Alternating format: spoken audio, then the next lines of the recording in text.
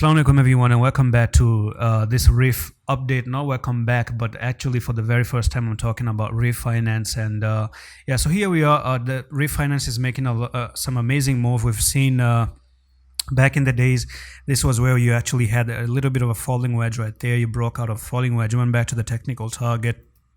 And ever since, you decided to actually consolidate a little bit on the 4-hour time frame. But there's something amazing that happened for Reef actually. Let me dive into the daily time frame right here.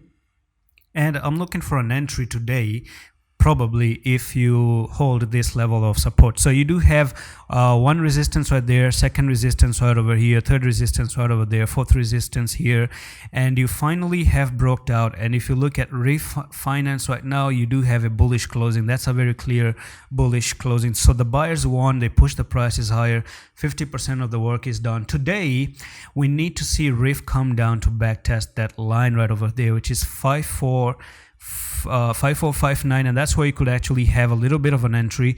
And if you take an entry right here, maybe put a stop loss down near 5317, risk a little bit like 2.29%, and you're looking for a nice amazing 23% move to the upside. Now that definitely comes from a technical target. If you take the top to the bottom of that consolidation like symmetrical triangle here, and you're breaking out of it, so it actually takes you to this technical target, which is 0.06810.